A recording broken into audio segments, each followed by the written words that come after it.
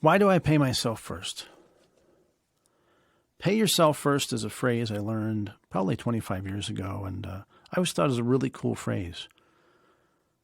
I moved out at 18, and when you move out and you become an adult and you start paying bills, you find out those bills never stop coming.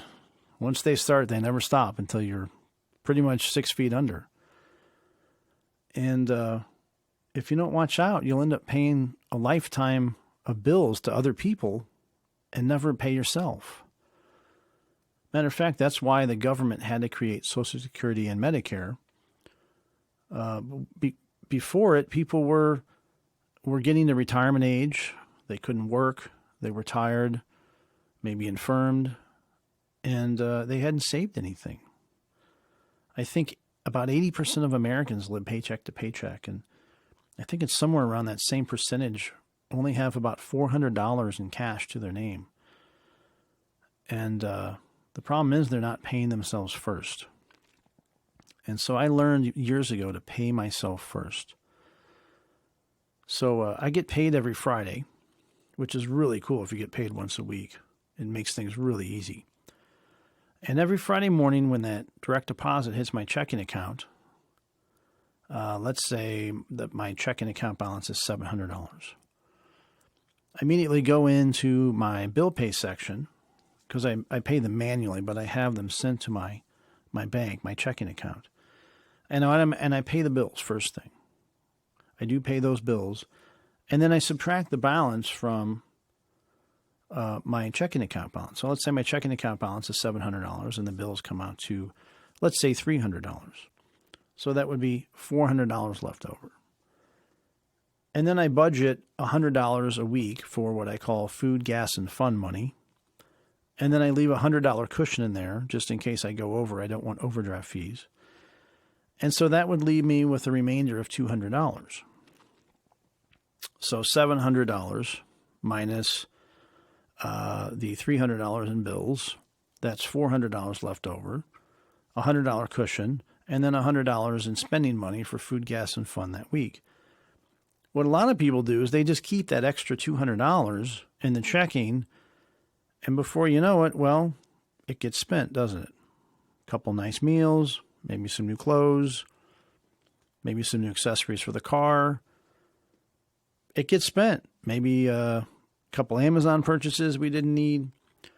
So what I do Friday morning when I get paid, before I even go to work, is I immediately transfer that extra $200 to my brokerage account. I pay myself first. And I transfer it over to my brokerage account and I buy dividend stocks with it every single week. And when you do that every single week, when you pay yourself first, it adds up really quickly.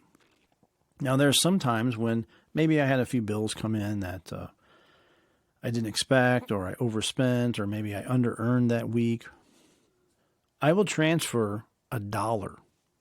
I will always transfer something every single week. I'll always pay myself first, even if I can only pay $1, because I want to keep that chain going. I want to keep that habit going of paying myself first.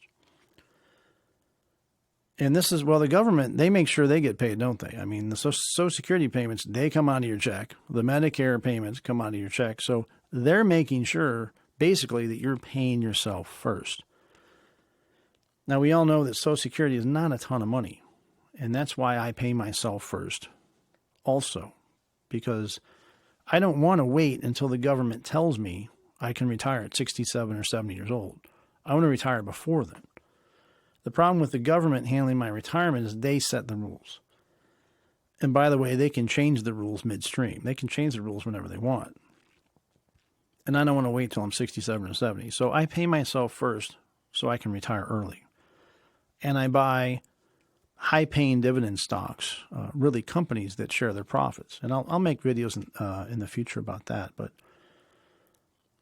it's a really cool habit that paying yourself first, putting yourself first, instead of just living a life of bills and expenses and whatever commercials you watched the night before. You find yourself spending your money on that, and next thing you know, the day before payday, there's nothing in the checking account. I think a lot of people do that. I know I used to do that. And apparently about 80% of Americans do that, live paycheck to paycheck. So you might want to consider paying yourself first. Even if you don't want to retire early or you have a pension plan or something and you're going to be taken care of, it's a good way to save for a down payment on a house, or maybe pay cash for a car instead of taking out a car loan. Or maybe you want to pay for school, or you want to pay for your children's school. Paying yourself first is the way to really get there. And that's why I do it. I pay myself first because I want to retire early. And I don't want that leftover amount in my checking account to just kind of be flittered away. Because that's usually what will happen. If it's just sitting there, it kind of burns a hole in our pocket, is what they used to say about cash. That money burns a hole in our pocket. Well, now that debit card or credit card is burning a hole in our pocket, isn't it? But consider paying yourself first. It's really helped me out, and it's how I'm going to retire early. So anyway, that's all I have for today.